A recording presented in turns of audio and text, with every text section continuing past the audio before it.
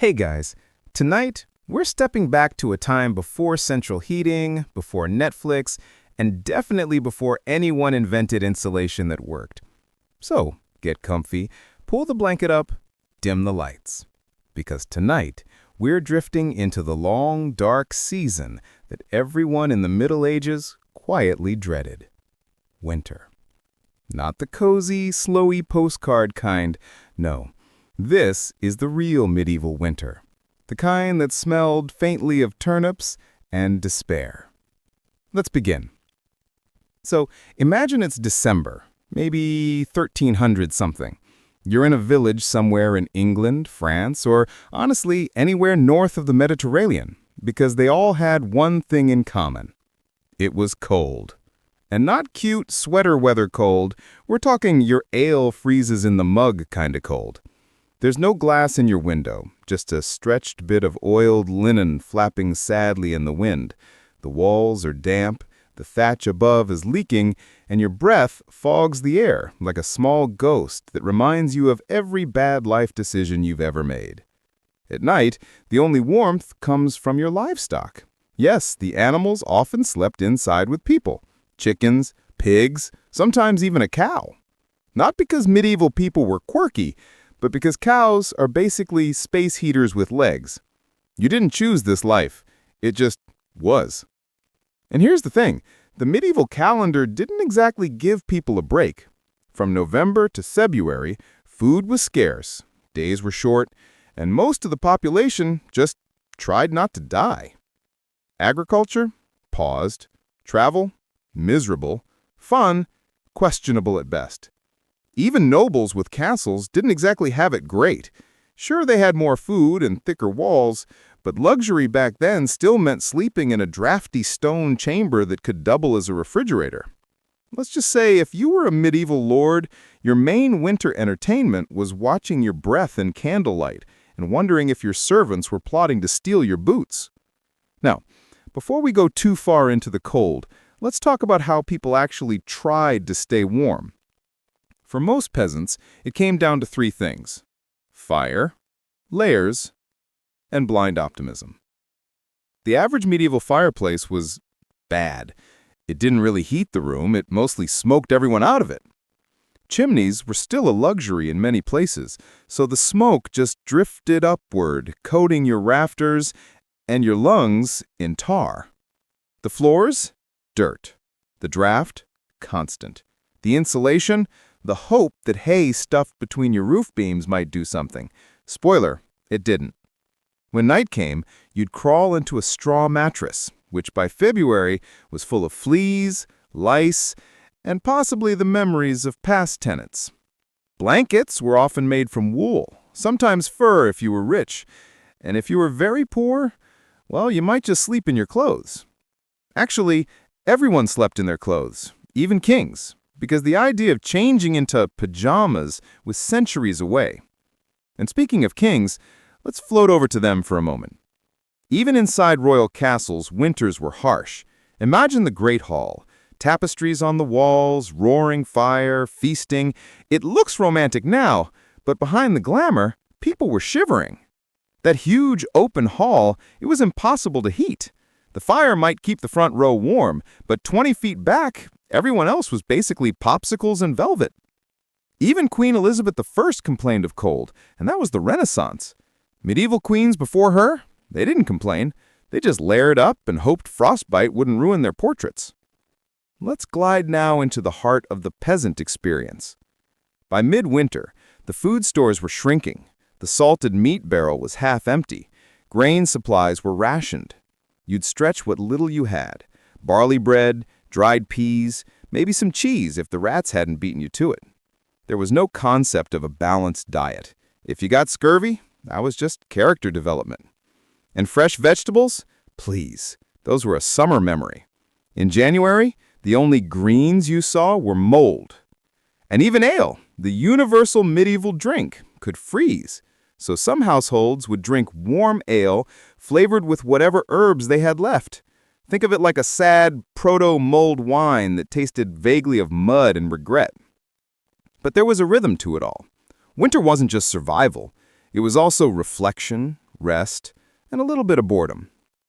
After harvest season ended, there wasn't much to do besides mend tools, patch roofs, and gossip. People told stories around the fire, legends of saints, devils, or the neighbor's suspicious goat. If you were in a monastery, things were quieter still. Monks kept to their schedules, waking before dawn in cold stone chapels, chanting prayers in breath-clouded rooms. The sound of their chants echoing through the frost was probably hauntingly beautiful, and also slightly miserable. They say holiness warms the soul, but not the fingers. Meanwhile, over in the castles, nobles passed time by hunting, if they dared go outside, playing chess, or holding feasts. Christmas was a big deal, one of the few times people could pretend the world wasn't frozen solid. But even those feasts were a kind of illusion. Behind the roast swans and spiced wine, the reality was still nothing was growing, and the servants were probably cursing the frost. You could tell how bad a winter was by the number of peasants who simply disappeared. Starvation wasn't always dramatic. Sometimes it was just a slow fading, hidden behind closed shutters. Medieval chroniclers barely mentioned it. The winter was hard, they'd write. That's it. Understatement of the century. Let's talk about hygiene. Because, yes, it gets worse. Bathing in winter was rare. Water was cold, pipes didn't exist, and heating a full tub took half a forest worth of firewood. So people just didn't. They layered more clothes, maybe washed hands occasionally, but full-body bathing? Not happening. There's a reason perfumes became popular among nobles. Let's just say, if you walked into a medieval hall in January, it probably smelled like smoke, sweat, wet wool, and the faint ghost of turnip soup. Romantic? Not really. And while we're here, let's talk about lighting. Nights were dark. Candles were made from tallow, basically animal fat, and smelled like burnt mutton. They also smoked terribly, so most people went to bed early. The day ended with the sun. You'd sit by the fire until the logs turned to embers, then crawl under your itchy blanket and hope you didn't roll into a mouse. No wonder medieval people were so religious.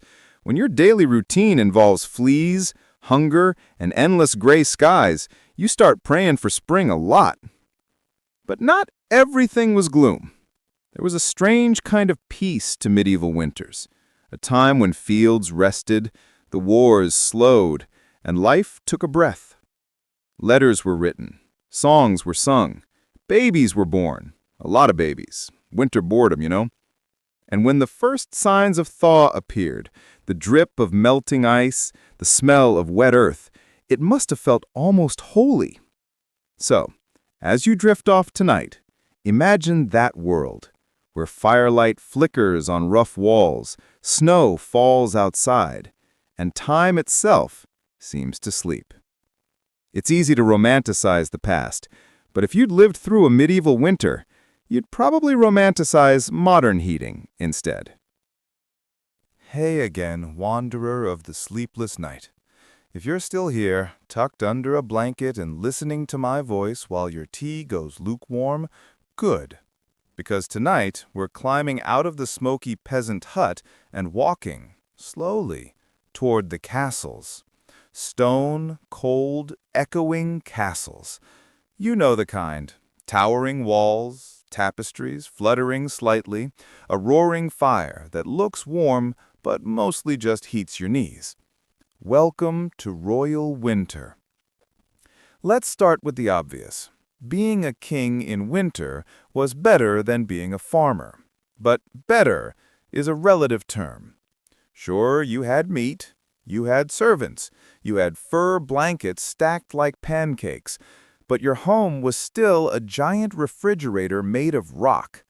The thick stone walls that kept out enemies also kept out heat, and because chimneys weren't common until later centuries, most rooms just had an open hearth that filled the air with smoke and good intentions. Picture a medieval king waking up. His Majesty rolls out of bed, a bed big enough to fit several nervous courtiers and maybe a stray hunting dog. The bed curtains are drawn shut to trap a bit of warmth, but it's still so cold his breath hangs in the air like a fog of regret. Servants rush in with hot coals in little pans.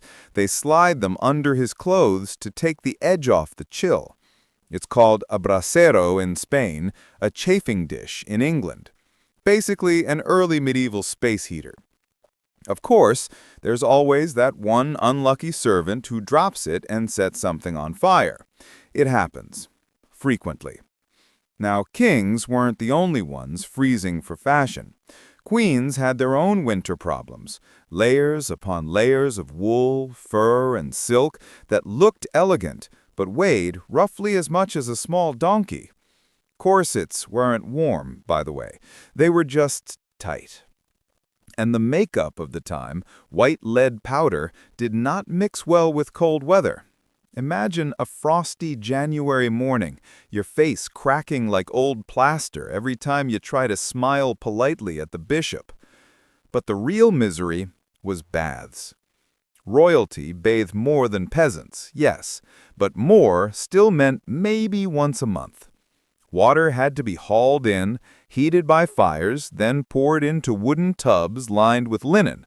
By the time everything was ready, the water was lukewarm and the servants were plotting mutiny. Let's glide north for a moment. Scandinavia, where winters make everyone else's look like a mild inconvenience. Kings there had a secret weapon: saunas. The Norse loved steam baths long before wellness spas made them trendy. They'd sit in wooden huts filled with heat, then, because why not, run outside into the snow and roll around. Apparently, it was invigorating. Or maybe it just made them forget that everything else hurt. Either way, it worked. Back in mainland Europe, other monarchs improvised. King Henry III of England reportedly kept portable fireplaces that could be wheeled from room to room. A brilliant idea, except for the smoke. So, while Henry enjoyed mild warmth, everyone else coughed like they'd lived in a chimney. Meanwhile, French royalty used enormous hearths, big enough to roast an ox. But those fires burned through so much wood that entire forests were stripped bare to keep the nobles cozy. Deforestation, the original luxury problem. Let's drift toward the Holy Roman Empire now, where emperors spent winters not just shivering, but traveling.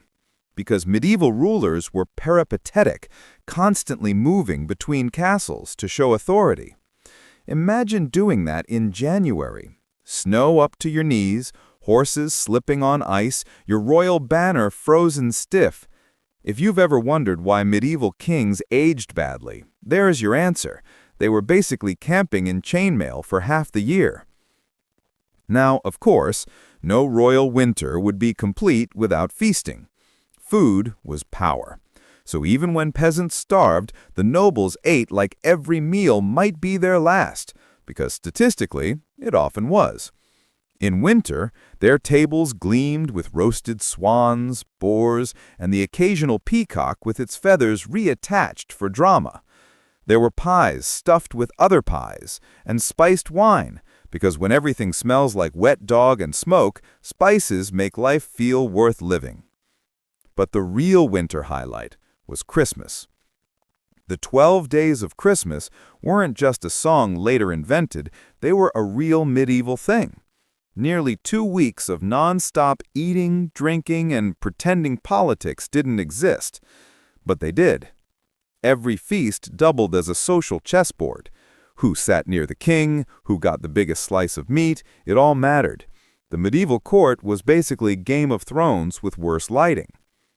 Some monarchs went overboard. Charles VI of France, famously known as Charles the Mad, once threw a winter masquerade where the guests dressed as wild men, their costumes covered in pitch and flax. Then, naturally, someone brought a torch too close. The room went up in flames. Several nobles died. Charles survived, barely, and France spent the next decade wondering if maybe they'd annoyed God a bit too much. So yes, winter entertainment was hazardous. And while we're on France, let's peek at Louis XI. He spent his winters not feasting, but scheming, holed up in fortified castles, surrounded by cages, literal cages for prisoners he wanted to keep close. The man loved solitude, paranoia, and furs, lots of furs. He wore them year-round, but especially in winter, because apparently plotting world domination gets chilly. And then there's Russia. Ah, Russia. If Western Europe thought winter was bad, Russia laughed and said, "Hold my vodka." Tsars built entire palaces designed for the cold, thick double windows, tile stove called pechi, and fur-lined everything. The Russian winter wasn't just weather, it was a weapon. Napoleon learned that the hard way, but long before him, medieval princes were already letting the frost do the fighting. Invaders froze, locals endured. That's the Russian strategy in 3 words. Let's wander back west again, to the British Isles, where castles turned into damp stone freezers every December. To fight the chill, nobles hung tapestries on every wall. Not for art, though it looked fancy, but to stop condensation from literally freezing indoors. Even with fires burning day and night, the corners of rooms could still collect frost. At night, servants carried hot stones wrapped in cloth to warm their masters' beds. One wrong move and you'd burn your sheets, but hey, small price for warm toes. And because life was about hierarchy, only nobles got bed-warming privileges. Servants got body heat and optimism. Religion shaped winter life too. Advent, Christmas, Epiphany, each brought rituals, fasts, and long church services in freezing chapels. You'd stand there, breath misting in front of you, listening to Latin chants echo off the cold stone. Priests wore layers of robes not just for holiness, but insulation. Even the candles froze to the altar sometimes. But the faith helped. Believing there was meaning in suffering made winter bearable, at least for some. And yet, despite the hardship, there was beauty.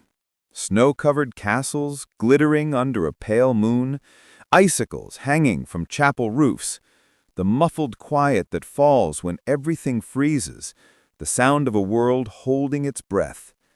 For medieval people, winter wasn't just a season, it was a test. If you endured it, you earned spring. Let's drift back to our bed now. A heavy wooden bed, furs piled high, fire crackling low. Outside, the wind howls through the battlements. Inside, the candles flicker, smoke curling upward like a tired ghost. Even kings dreamed of warmth. And tomorrow, they'd wake up to another day of cold stone floors and frozen ink. But for tonight, they'd sleep, wrapped in fur, crowned in silence. Hey again, night traveler. If you're still here, wrapped in blankets and blinking slowly at the ceiling, you've officially survived 2 medieval months. Congratulations, you're now entering February, which, in medieval Europe, meant one thing: hunger. It was called the Hungry Gap, that bleak stretch between the end of winter and the start of spring, when the stores were running low and nothing new was growing yet. In modern life, February is annoying. Gray skies, bad moods, maybe your phone battery dies faster in the cold. But in the Middle Ages, February was survival roulette. Every day, you'd look at your pantry and wonder if that last hunk of salted pork could stretch just 1 more week. Spoiler, it usually couldn't. Let's start in the village again, because that's where the real endurance games took place. Remember those sacks of grain stored after harvest? By midwinter, many were gone or spoiled. Rats loved medieval granaries. And rats, as we all know, were not just freeloaders, they were plague couriers. So every bite of bread came with a dash of risk. Still, people had tricks. They'd baked bread with everything: barley, rye, oats, even ground up peas or acorns when things got truly desperate. That kind of bread was called maslin, and it was about as appetizing as the name sounds. But it filled your stomach, and that was enough. By February, meat was rare too. Cattle and pigs couldn't survive long without feed, so most were slaughtered before winter. What remained was salted, smoked, or dried, which meant every meal tasted vaguely of smoke, salt, and existential despair. If you were rich, though, winter was your chance to show off your preservation skills. Kings and nobles had pantries that could rival a small town. Salted hams, barrels of wine, dried fruits from Spain, spices from the East. Still, even they weren't immune to spoilage.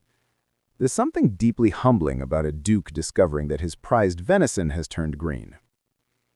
And speaking of humility, Lent. Because just when everyone was already starving, the church decided it was the perfect time to fast.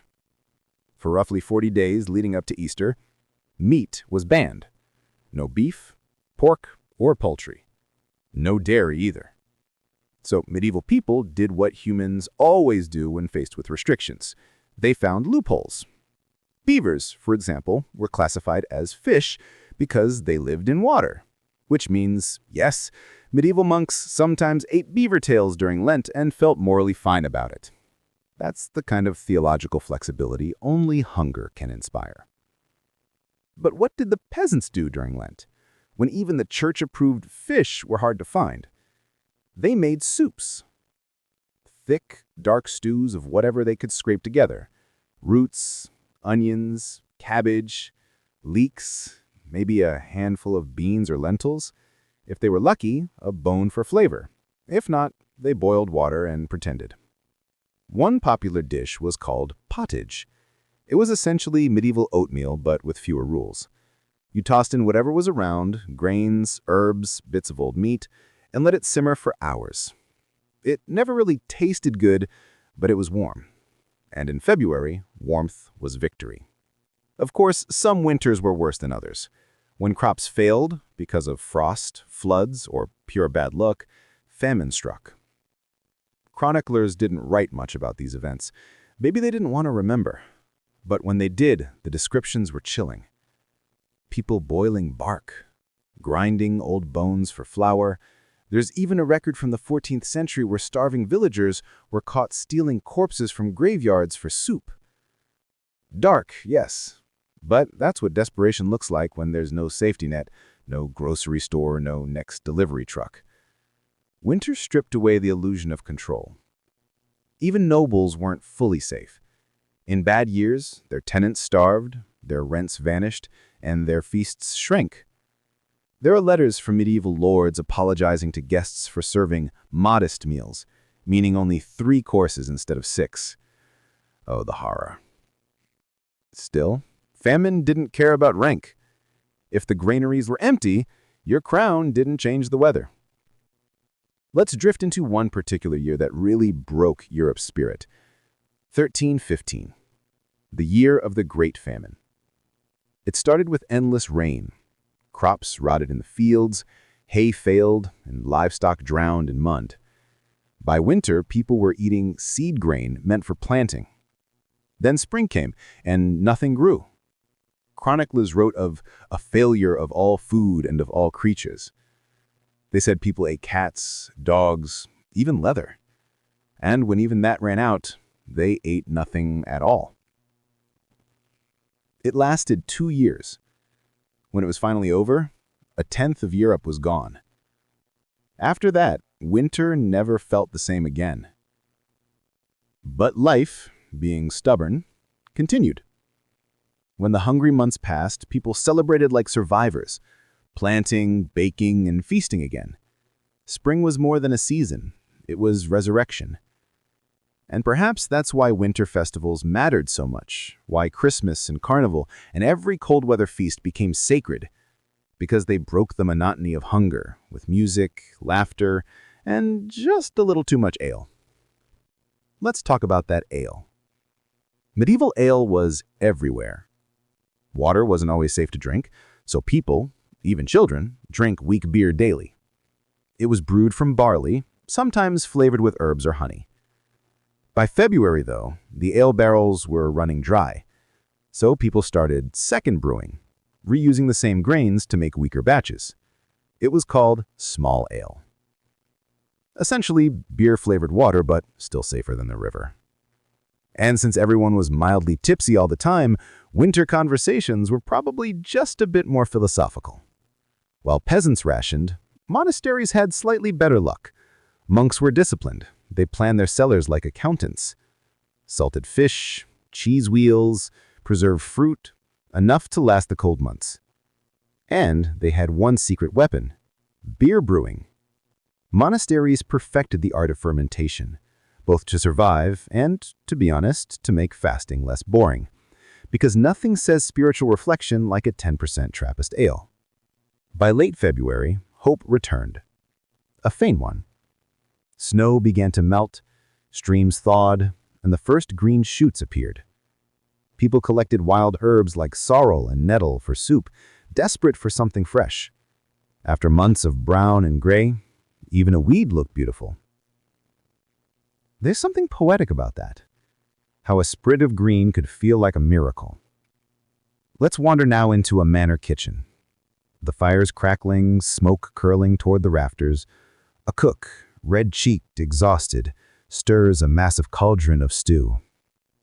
Servants bustle around, hauling sacks of barley, scraping turnips. Somewhere upstairs, a noble complains that the venison is too salty. Downstairs, the servants quietly envy him. This was the rhythm of winter. Upstairs luxury, downstairs endurance. The smell of boiling meat drifting through cold stone halls. And everyone, rich or poor, praying for the same thing: let spring come soon. If you ever time travel to the Middle Ages, for some reason, take this advice. Arrive in June. You'll see flowers, markets, sunshine. Arrive in February, and you'll see hunger, and maybe a turnip. But for all its misery, the hungry months built resilience. They taught medieval people to plan, to share, and to find joy in the smallest things: a warm bowl, a friendly fire, a surviving friend. So, as you drift off, imagine the slow return of warmth. Snow melting from the eaves, fields softening, and a faint green whisper across the land. The hungry months are ending. The world is waking up. Hey again, late-night listener. If you've made it this far, congratulations. You've survived the hungry months and earned a front-row seat by the medieval hearth. It's still freezing outside, the kind of cold that turns your breath into a halo. But inside, the candles are burning low, and the talk has turned, inevitably, to God, saints, and the things that go bump in the snow. Because when you live in a world without weather forecasts or science textbooks, you explain the blizzards however you can, and angry heavens worked just fine. Let's start in a village church, somewhere around the year 1250. It's small, damp, and smells faintly of incense and wet wool. The priest is mumbling through Latin prayers that half the congregation doesn't understand, but that's okay. The rhythm is comforting. Outside, the wind howls against the shutters like a sermon of its own. People believed the cold came from divine intention. If the harvest failed, it wasn't bad luck, it was punishment. If a thaw came early, that was mercy. And so every storm, every icy morning, felt personal, like a heavenly message written in frost. Winter also meant time to think. With the fields resting, villagers turned inward, spiritually and literally. They confessed more, prayed longer, lit extra candles for dead relatives. Church attendance spiked when the snow fell, partly for salvation, partly because the church was one of the few buildings with a roof that didn't leak. Inside, warmth and light met ritual. Mass in winter was slower, deeper, echoing off stone like a heartbeat. People sang hymns through chattering teeth, their voices rising into the rafters where smoke curled with the prayers. The church calendar ruled the season. Advent prepared the soul, Christmas broke the monotony, Epiphany ended the feasting, and Lent reminded everyone that joy was temporary. It was a rhythm that gave structure to suffering.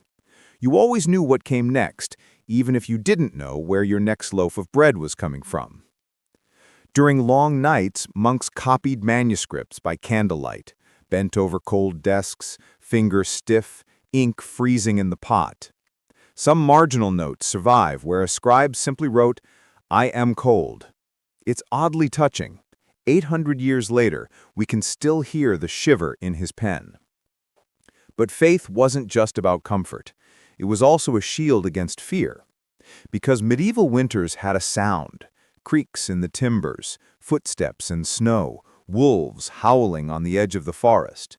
And when you don't have electric light, imagination does most of the decorating. Every region had its winter spirits. In Germany, there was Perchta, a half-beautiful, half-terrifying woman who roamed the nights checking whether children had behaved. In the Alps, there were Krampus-like demons before Krampus was fashionable, hairy, horned things that punished the lazy. In England, peasants whispered about Old Mother Night, who stole into cottages to snuff out hearths left burning too late. Were these bedtime stories? Technically, yes, but mostly they were social reminders disguised as horror folklore. Keep the fire safe, do your chores, don't waste food. Even the weather itself became a character in the medieval imagination. Chroniclers described frost as if it were a living army. The white host marched over the fields. Snowstorms were divine visitations. Thunder in winter, a sure sign the saints were arguing. And when things got really bad, say the Thames froze solid or locusts died mid-air, people organized public processions. The whole town would shuffle through icy streets behind the priest, carrying relics, ringing bells, hoping to jog heaven's memory. It rarely worked meteorologically, but spiritually it helped. Humans like to feel they're doing something, even if it's just ringing a bell at a blizzard. Let's drift now to the monasteries again, because no one did winter faith quite like the monks. For them, the cold was opportunity, a test of endurance and devotion. They fasted longer, prayed through the night, and kept the lamps burning in chapels that felt like freezers. One Cistercian rule literally forbade fires except in the infirmary. So holiness came with frostbite. Yet monks also found joy in small warmths. A bowl of hot broth after matins, the soft hiss of a candle relit. Their letters sometimes mentioned the beauty of snow on cloisters, how it made the world look pure, clean, briefly perfect. In a way, winter reminded them of heaven, silent, white, unreachable. Among common folk, faith and superstition mixed freely. If your bread refused to rise, maybe a witch had cursed your oven. If your cow stopped giving milk, perhaps she'd been overlooked, hit by an envious eye. So you'd sprinkle holy water, mutter a charm, hang an herb bundle over the door, just in case. Because the church preached salvation, with your grandmother's amulet, had a pretty good track record too. Fire itself was sacred. The hearth wasn't just heating, it was life, community, even a kind of altar. Every morning, someone rekindled it from embers banked overnight. Letting the hearth go out was almost taboo. It meant carelessness, bad luck, maybe worse. In some villages, women carried coals from house to house on New Year's Day to spread the blessing of flame. Imagine them trudging through snow, cloaks drawn tight, carrying glowing baskets like tiny suns. There's poetry in that, a civilization built on borrowed warmth. And then there were relics. Pieces of saints, slivers of the true cross, drops of holy oil, all thought to bring protection. During hard winters, these objects went on tour. Priests would parade them through fields or across frozen rivers to beg for better weather. It was half ritual, half early public relations for heaven. But sometimes, even the relics froze. One record tells of a holy procession halted because the reliquary had literally iced shut. Everyone waited until it thawed. Faith requires patience, after all. Superstition also shaped health. When frostbite struck, you rubbed the skin with snow, or, if that failed, with goose fat blessed by a priest. Cough, warm beer with honey. To ward off plague, which didn't care about the season but liked a good crowd, people burned juniper indoors until the smoke made their eyes water. Did it help? Maybe not, but it smelled cleaner than reality. Winter also brought death, naturally and otherwise. The cold weakened the sick, hunger claimed the frail, and burial grounds froze solid. Gravediggers had to light fires over the soil before they could dig. Funerals in snow were quiet, almost peaceful affairs. The world already looked shrouded. But faith softened it. They believed the dead merely slept until spring, when the earth warmed and God called them up like seedlings. It's a strangely hopeful image, even death obeying the seasons. Meanwhile, hope took smaller forms too. Children carved toys from firewood scraps. Old women told stories about saints who walked through blizzards without leaving footprints. Men carved little crosses into barn doors to keep away mischief spirits. It was all part of the same instinct, to fill the long dark with meaning. Because meaning, like fire, kept the cold from winning. And when spring finally did come, the first Mass after thaw was a celebration beyond words. Priests scattered holy water on the new grass, bells rang across muddy fields, and people wept, not dramatically, just quietly relieved that life had continued. It's hard to explain modern gratitude to heat until you imagine that feeling the first day your breath doesn't smoke in the air. So as you lie there now, maybe listening to a bit of wind outside your own window, think of them, peasants, monks, queens, all staring into the same darkness, whispering the same half-prayers. Fire and faith, that's what got them through. Not hope for comfort, but hope for tomorrow. Hey there, Night Owl. If you're still awake, congratulations. You've made it through the snow drifts, the famine stew, and the candlelit prayers of a very long medieval winter. Now, finally, we've reached that fragile moment when the frost loosens its grip, when the air smells faintly of earth again, when even the chickens seem confused, blinking at sunlight like, wait, is it safe? So tonight we'll drift through that beautiful, muddy, relief-soaked transition, the medieval coming of spring, a time of thawing rivers, nervous joy, and the cautious unbending of half-frozen souls. This isn't the sudden burst of flowers we think of now. No, spring in the Middle Ages was slower, suspicious, the kind of season that made you whisper, "Don't jinx it." The first signs. The first sign was always the sound. Not birds, they came later. It was dripping. Water trickling off thatched roofs, icicles tapping like lazy rain. Villagers would pause their chores and listen to it. That gentle, steady rhythm that meant the world hadn't frozen solid after all. Snow softened into gray slush, roads turned to soup, and everyone's boots made the same miserable squelch. But no one complained. After months of crunching frost, mud was practically a luxury. The smell had changed too, from smoke and animal fat to damp earth, manure and decay. Which sounds gross, and it was, but it meant life. Things were decomposing again, and in medieval Europe, rot was the first step toward abundance. Hope, planted carefully. Spring didn't arrive with confidence. The first green shoots could be wiped out by one rude frost, and everyone knew it. So farmers watched the skies like detectives. Was that cloud moving north or south? Was the wind coming off the sea or off the mountains? Entire communities held their breath, waiting for the right moment to plant. And when it came, oh, the relief. Villagers poured into the fields, sleeves rolled up, tools clattering. Oxen were yoked. Plows dragged through wet soil, and people sang the same planting songs their grandparents had sung through centuries of mud. It was backbreaking work, but it was purpose. Winter was about surviving. Spring was about doing. You could finally move, stretch, sweat, and imagine a full stomach again. The church and the thaw. The church, as always, kept the rhythm. After Lent came Easter, the holiest and happiest time of year. The story of resurrection hit differently when you just survived 4 months of starvation and frostbite. Churches filled with flowers again, wild ones if you were poor, imported lilies if you were very, very not. The air smelled sweet for the first time in months.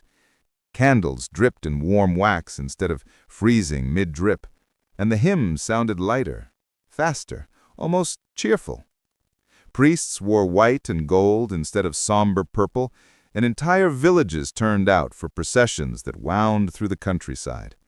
Children waved little branches of greenery, sometimes yew, sometimes willow, as if to say, "Welcome back, life." The taste of renewal. Spring also meant food again. Not feasts yet, but flavors.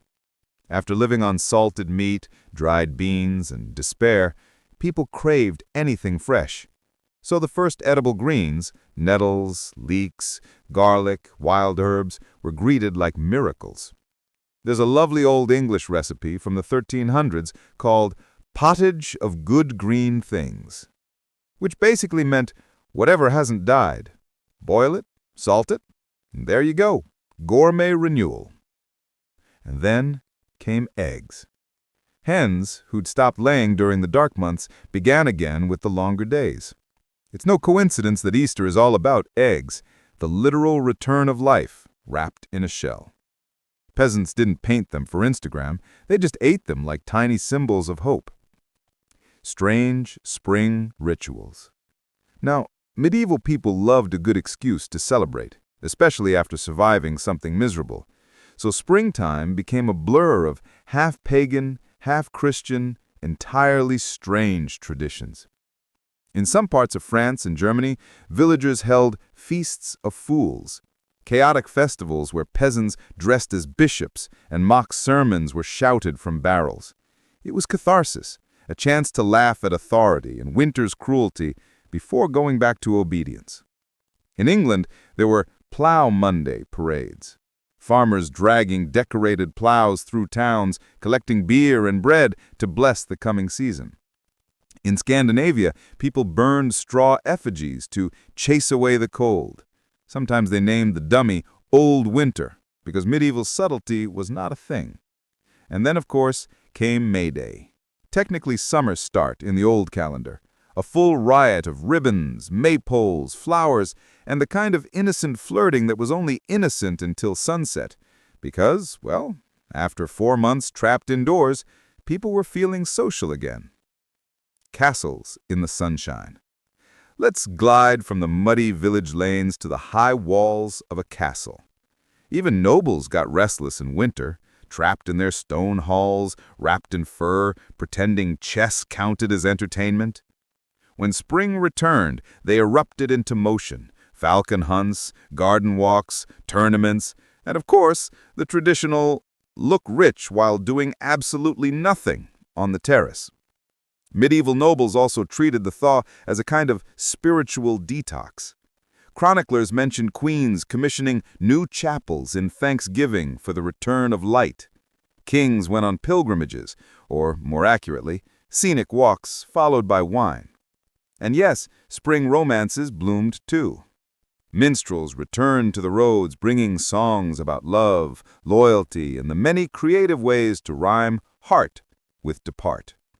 And the courts of Europe filled with poetry, perfume, and political flirting, because nothing says God bless the harvest like a scandalous letter exchange behind a tapestry.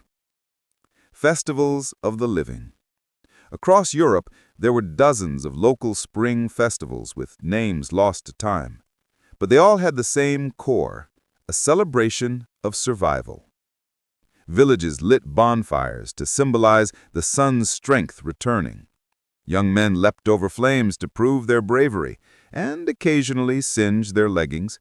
Women made garlands and wore them like crowns, as if to say, "We are alive, and we are blooming too." And in monasteries, the mood softened. The chanting became more melodic, the fasting less severe. Even the most stoic monks smiled a little as the gardens turned green again. After all, even holiness appreciates a good thaw. The work of renewal. Of course, joy was brief. The fields called. Seeds needed planting, tools needed fixing, taxes needed collecting.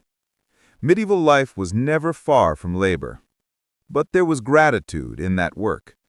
Every furrow in the soil was a kind of prayer. Every sprouting seed a tiny promise.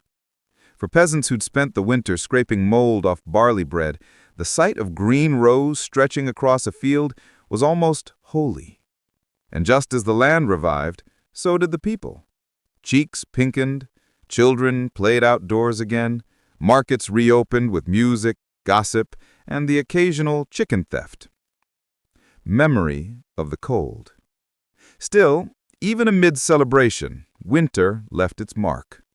Old people muttered about the dead who didn't make it. Families told stories of that one terrible freeze, the year the river didn't thaw until May. There was reverence in remembering, not sadness exactly, but respect. Because every spring was also a reminder, survival wasn't guaranteed. So people didn't take warmth for granted. They cherished it, hoarded it, sang about it. Even their architecture learned the lesson: thicker walls, deeper heaths, better chimneys.